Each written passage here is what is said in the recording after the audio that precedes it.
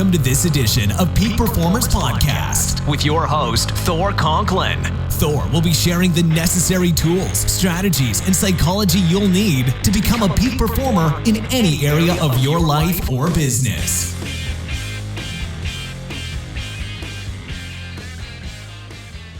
Welcome back to another episode of the Peak Performers Podcast. I'm your host, Thor Conklin, and today we have an amazing guest in studio, Brad Barrett. Brad was a full-time CPA.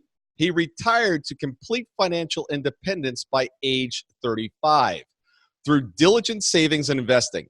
Now as co-host and co-founder of ChooseFI, he's empowering others to reach for a life on purpose, intention, ultimately happiness through a journey through financial independence. Brad, thank you very much, and thank you for being with us today.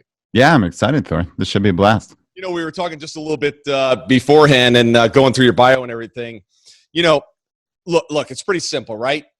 Earn, save, invest, repeat, and then financial independence comes from there. And we were joking around before we went on air here. I said, you know, my clients tend to think of it in terms of, you know, if they want to cut back a little bit, instead of flying private, they'll fly first class. You know, the cost cutting piece of it for so many is restrictive, and it's a mindset issue. How do you tackle that first piece? Because I think, first of all, is that where it starts? Yeah, I mean, I think it truly is a mindset issue, but I would look at it a different way. So for me, financial independence is not about, and certainly the financial independence movement, it's not about frugality, and it's certainly not about deprivation. I think that's where a lot of people see, you know, some of these articles like in the Wall Street Journal about people in the FIRE movement eating brown bananas to save a couple of pennies, right? And like, that makes for a cute little story, I suppose, but it's so besides the point. And like, I don't think that resonates with people. It doesn't resonate with me, and I sure as heck imagine it doesn't resonate with your audience, right? So for me, it's about making decisions based on value. So if you spend all your money, no matter how much you earn, if you spend it all or more, you are not wealthy. I don't care if you make $1 million a year. If you spend it all, you are not wealthy. You are poor in my estimation. You have no net worth. So clearly there has to be some gap there, right? Like you said, it's a real simple equation. It's income in, expenses out. The difference or the gap is what you can invest, right? If you can widen that amount based on intentional decisions. So if you want to work for the next 70 years because you love your job, it lights you up, work for those next 70 years. That's absolutely fine by me. But do it from a place of power, right, Thor? I mean, that to me is essential. If you can widen that gap and have more savings, have a higher savings rate, whether your income is $40,000 a year or $4 million a year, if you can widen that gap, you can reach a position of financial strength, of financial freedom, and ultimately of financial independence, where you get to choose how you spend your days. And it might be working. For me, while the FIRE acronym you may have heard of, financial independence, retire early, it's kind of cute, right? And it has that little panache to it. But we don't focus on retire early just because it has negative connotations. It has connotations of people living this life of leisure, but ultimately not adding value to the world, to their own lives, and just kind of sitting there wasting away.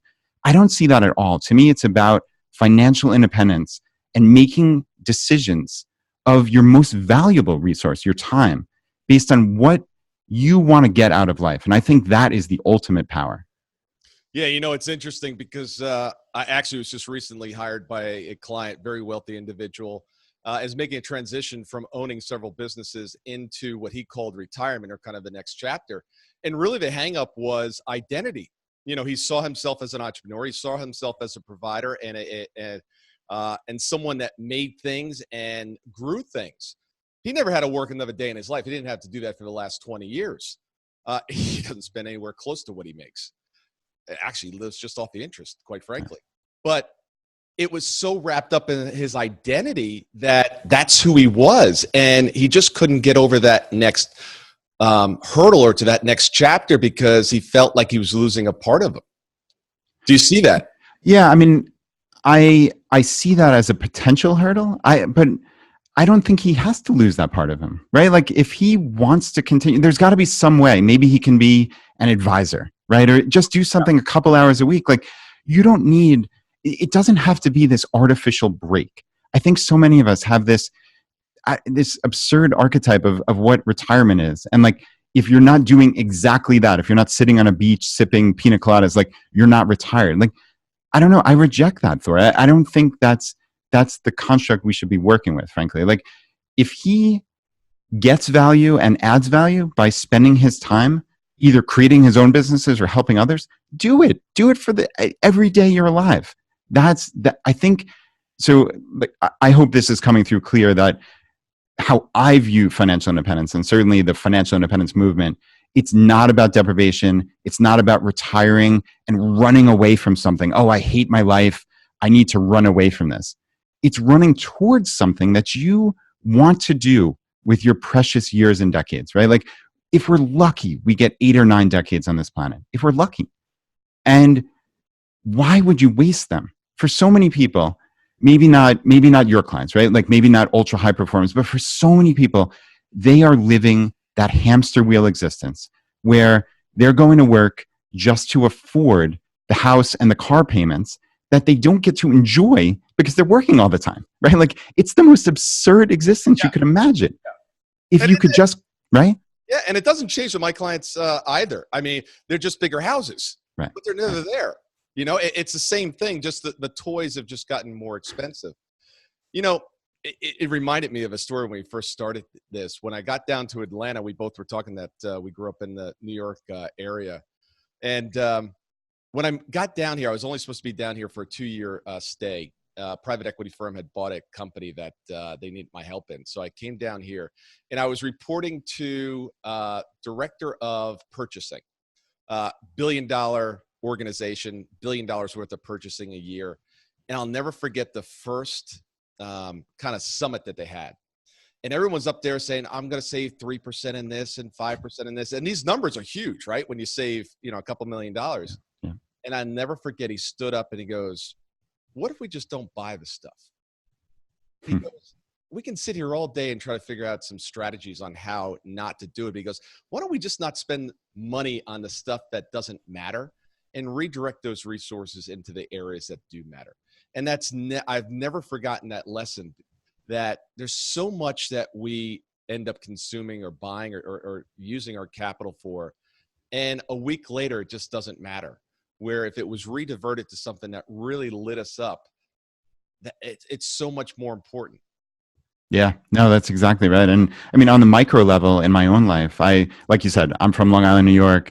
My wife and I, even though we were both CPAs, we both worked for some of the big, I guess, 5 at that time firms in the world. We had good careers. We had significant earnings potential, but we knew, even then at 25, 26 years old, we knew that life of 50, 60, 70 hours per week, it just wasn't what lit us up. And we knew for our future hypothetical kids at that point that my wife, Laura, wanted to stay home with them. So we made a very intentional decision at 26 years old to move down to Richmond, Virginia, where we could afford to live on one of our salaries. And we still had a very nice house. To anybody, that's the cool thing about this, Thor, is like to anybody on the outside, we look like any other middle or upper middle class family. We had 2 decent to nice cars, a nice 4-bedroom house in a great part of the Richmond metro area. But because we were so intentional, we were able to have depending on the year, 40 to 70% savings rate. And I mean that, again, it's what do you value? So we don't value personally. And this is very personal. And it's not my position as the host of ChooseFI to stand from on high and say, oh, you can't buy this or that and tisk tisk. Like, that's not how this works. It's based on personal value. But I'll tell you for damn sure, you have to take action, right? If you have a 0% savings rate, you're never going to get to financial independence, no matter what income you have. That's just simple math, right? That's simple but brutal math. But so if you can establish some gap there, right, between your income and your expenses, for us, it was cars. So I drive an 03 Civic. My wife drives an 03 Highlander. We even had car payments in 10 plus years. And you know what? Those cars are perfectly nice. They get us where we need to go. And I estimate over my lifetime that one decision will make a roughly $750,000 difference in our net worth by not driving new cars. I mean, that to me, when faced with that, it's like, okay, I can get multiple years back of my life just for not driving new cars. Like, I would take that 1,000 times out of 1,000. That's a no-brainer. But that's from my life. And it's not my position to tell you, Thor, or your listeners what they should value. But for me, that's obvious. Like, whereas for many years, we lived in a smaller house than we could afford, right? And that helped us get to the point of financial independence. But just recently, last year, we actually bought a larger house in a nicer community, which to many people in the financial independence community, like, their heads are exploding when they first hear it. But when I explain it, it's a decision based on value, right? So my family had 10 different families that are within walking distance, family friends within walking distance of this new house. We wanted our house to be the one where all the kids hung out. We couldn't do that in our smaller house, but we can certainly do that in our nicer new house, right? So that was a decision we made very intentionally. And it wasn't based on dollars and cents. It was based on, all right, because we've front-loaded the sacrifice, if you will, and we never considered it a sacrifice, but we front-loaded the sacrifice to make all the rest of our decades easy. So we can make decisions like that are kind of counterintuitive to the person who's maybe approaching financial independence for the first time, but for me is an obvious one. A couple things. One is, I love your background as a CPA. One of the things that I had my daughter do in high school, she wanted a new car. Of course, I said, that's great. What are you going to buy? She goes, no, I want you to buy it. I said, well, I'm not that kind of dad. I can, but I choose not to. So I said, I'll loan you the money at 10%. She's like, what's this 10% thing? I said, well, that's real world. This is a real world lesson here. And she didn't have a job except for babysitting and so forth.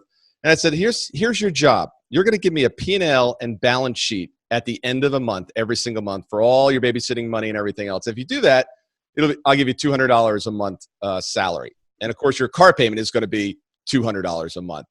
And she bitched and she complained and she hated it. As a matter of fact, I got a lot of flack from my wife at the time. And it's funny, a couple of years later, she said, Dad, that was one of the best things you ever did for me. Because I started to understand where my money was coming from, where it was going, and then what was happening to my overall net worth. And I never would have understood that without that. What do you tell, and I work with tons of business owners that don't even understand the concept of P&L and balance sheet. And they're running sizable companies. Financial wherewithal in this country seems to be almost non-existent. What do you do? What do you say to folks? And how do we get them up to speed so they understand basic financial literacy? Yeah. No, I mean, it is a great question. And you're right, it is sorely lacking. And actually, that's one thing we're working on with ChooseFI, is to try, just because of the insane growth that we've seen with this podcasting community, we have just like a host of people to help us. We're actually putting together a curriculum that we're starting to pilot actually in schools. I mean, I think it is the missing link, right? I mean, think about all these things we learn in school. And, I love my schooling. I'm not trying to denigrate or talk down upon, the American schooling system, but like to not have financial education makes no sense to me. I mean, to me, there are other organizations that are doing great work. Junior Achievement is one. I know we actually, ChooseFI, we got, I think, 25 volunteers together in Washington, D.C. area, and we went to one of their finance parks. And it was great. I mean, it was similar to what you described with your daughter. Like, they ran through a simulation of, okay, this is your income. And you were arbitrarily assigned, these kids, these 8th graders were arbitrarily assigned a job. And from IT manager making 180 to a produce clerk making 20. And they just understanding that, wow, I have these 25 bills that I have to pay per month, and they categorize them. Like, that's a rude awakening to people, because people have no sense, right? Like, they have no sense of what taxes are, what payroll tax. I mean, it's just simple things that you and I know we take for granted, right? But just establishing that baseline of information, like, it is crucial. And I mean, I wish I had a better answer for you, Thor, than like, we're trying our best, but truly we actually are, we are trying to do this and make a dent in the world. But I mean, it unfortunately for many people now, it takes the school of hard knocks, right? Or just getting lucky and finding a colleague when you first get started who will show you the ropes, right? But I mean, can you really rely on that? No, of course not. Like, so to me, there needs to be some systemic education on finance. Yeah. One of the things that I've always worked on budgets. I actually call it a spending plan. So everything gets spent, but one of the buckets is actually investments. Nice. So at the end of the month, you don't have anything left, but you've got a portion for the investments. People don't like the word budget. So I'm like, all right, let's just make it a spending plan. You know, where are we going to spend our money intentionally? Yeah. And I remember when I was younger, I started off with, I don't know how I came up with it. I may have heard it somewhere. I don't know. I'm like, this month I'm going to save 1%. And then next month, 2%, 3%. And it's amazing how quickly you can go up to very high percentages when the process is slower and systematic. Because in the beginning, everyone can save 1%. First, obviously balance your budget, but 1%, to add another 1% the next month, it's not a big deal. So yeah, you're absolutely right. And yeah, I mean, that hedonic treadmill and hedonic adaptation, right? Like if you get started at 22, like you have your first job and you spend all your money, like there's no coming back from that, right? Like you get the BMW, you get a nice fancy apartment, like that's hard to unwind. But to your point, if you start out and even at a low percentage, right? I mean, 1%, anybody can save 1%, right? Anybody can find that extra bit to get to 2% the next month. I love that. And yeah, I mean, I don't advise that anybody just change their life in a wholesale fashion to the point where they are depriving themselves. Like to me, that feels too much like a diet, just psychologically. And I don't think that's going to work long term. I mean, I think one thing we've hit on, a phrase, is the aggregation of marginal gains. So there was a British cyclist coach who decided to take his laughingstock Tour de France team and just look for these little 1% improvements, down to when his team traveled, they would bring their pillows because they would sleep better.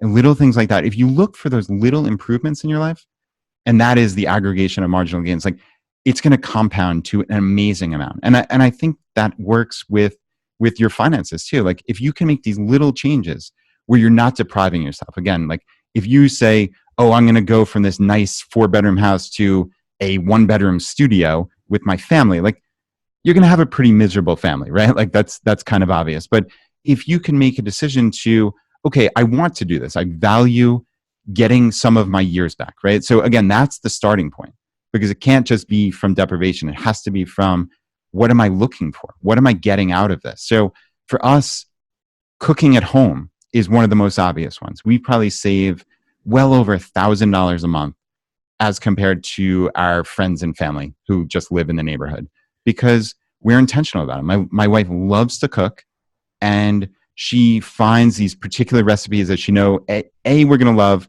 B, she can like triple up. So it's time efficient and money efficient, and C, that it just doesn't really cost that much. So we aim for, it's going to sound like a ridiculous number, but we aim for the main portion of our meal to be $2 per person per meal. And again, that might sound insane to people living in New York City. Cook at home. You know, right? But if you're cooking at home, that's not that hard. It really isn't. And so that one decision to eat delicious home cooked gourmet meals saves us $12,000 a year, probably, roughly. That's another easy decision. So again, I'm creating a framework of my life that just simply doesn't cost that much, right? We talked about old cars, talked about the food. We lived in a less expensive house for a very long time. Like if those 3 expenses are locked down, like I can spend lavishly in places that I value otherwise. Like I just bought exercise equipment for my house that cost me about $1,000. And like, I didn't blink an eye to do that because I value my health. And, that was an obvious decision. So again, for me, it's create this framework of a life that just doesn't cost that much, and then have the freedom to do as you want with really the easy decisions. Where does it start? Because right now we're looking at a society, at least in the United States, where the rich continue to get richer the middle class, I don't know what happened to the middle class. They somehow they disappeared over the last 2 decades. And now we've got, two people in a family working.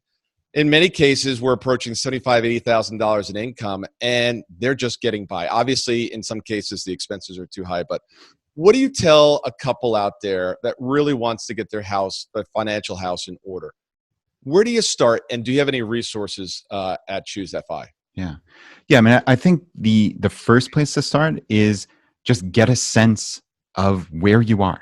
I mean, most people, we talked about the accounting background, right? And you talked about having a budget, or, you didn't use that word, obviously, but put it on paper. Most people are so afraid of their financial life that they just close their eyes and hope that it goes away. Yeah. And that is just simply not good enough, right? So put it on paper. Literally, if you have to write it on paper, then do it. I use Excel or Google Docs or something, and just get a sense of the inflows and outflows. I don't care about every penny, right? That's going to bog you down, and you're going to get bored, and you're not going to do it. So just get a sense of what's your income. That's pretty obvious. If you're a normal, a W-2 employee, get a sense of what your major recurring bills are, the subscriptions that you might not see. Dive into your credit card bill and get a sense of just where is this money going every month. And then it's also the net worth statement, right? So look at your net worth side, your balance sheet. What are my assets and what are my liabilities? So just that brutal truth, Thor, of just seeing it on paper, that makes a huge difference for people. And then, I think you really need to get your, if you have a spouse, significant other, you guys need to be aligned, and you have to have a conversation of why are we doing this? Why are we undertaking something that might not be obvious to everybody? Why are we looking to create this gap? Why are we looking to save money? It's because of X, Y, and Z. Because again, for me and my wife, it's so that my wife could stay at home with our kids. And that worked beautifully. My youngest daughter is now in first grade, and my wife was a stay-at-home mom for 9 years. And that was a decision. There's no way we would second guess that. Could we have a higher net worth today if she had worked? Yes, unquestionably. But would she ever get those 9.5 years back with her kids? No. So for me, that was a decision that was very obvious. So again, that's the starting point, is put it on paper and then get some alignment. Why are we doing this? And then you have to take action, right? As we talked about before, if you're at a 0% savings rate or a negative savings rate, if you're just racking up debt, nothing's going to get better. Taking in this podcast, my podcast, reading blogs, it's irrelevant, right? You could take in as much information as you want, but you have to take action. Nothing gets better unless you take action. So I'm not telling you to sell your car or move into a smaller house or do anything, but I'm telling you, you have to make some decisions. So that honestly, that's my 3-step plan to get started on this. And yeah, since you asked about if we have resources, yeah, if you go to choosefi.com/start, I think that's where we generally send people to get just acclimated with what we're doing at ChooseFI. And yeah, initial podcast, just to get a sense of where we are. We have a pretty large Facebook community with, I think, 45,000 members, and people answer questions. That's a beautiful thing about community. And I know I saw that word plastered across your site and your podcast. Community is so important. When you have people who are on your side, they're looking out for you, especially in the financial independence community. This is something that's slightly, I don't know, countercultural, maybe we'll go with. I don't love that, but and it's nice to have kindred spirits who understand why you're making this slightly unconventional choice. I love it. One of the things that I did for myself, probably going back 15 years ago, is I tracked my net worth every month. Mm-hmm. And I don't know if it gamified it for me or it was a little competitive, or I don't know, but it's anytime I saw a down month, it was darn it, what's going on? And, you got to be real with yourself, right? Because some of the assets are actually, decline. If you have a car, it's probably not getting more valuable the next month. And just like you, I buy nice cars, all pre-owned. I'll let somebody take the first 60% hit on it, 50% hit on it. But every month they're dropping a little bit. So I'm looking at that. I'm all right, my new one's here. And it's what's going on? I got to get those investments up higher. So yeah, no, that's really cool. And it's funny, actually, I do a quarterly net worth statement, and yeah, same deal. Like I have, I don't know, 10 plus years of it. And it's amazing to see, especially from where I started at, in my early 20s with a negligible net worth, and to see it grow into something significant. It's cool to see both the savings and the compounding, right? Because that's what a lot of us talk about with investments, is to actually see that compounding happen. It's truly a marvelous thing, Yeah, but the divorce in the middle didn't help. That was a bad month. Yeah, I can imagine that was the worst month, right? But a good lesson. Make sure you take care of those relationships. Brad, thank you very much for being on today, man. This has been really, really good. Look, you've got to take care of financial independence. You've got to take care of your assets. Wealth building is not optional. You got to take care of it, unless you want to be working till you're 99, just making things, get by. So head over to his website. All the information will be in the show notes. And Brad, once again, thanks for joining us. Yeah, thanks, Thor. This was a blast. I appreciate it. Thank you.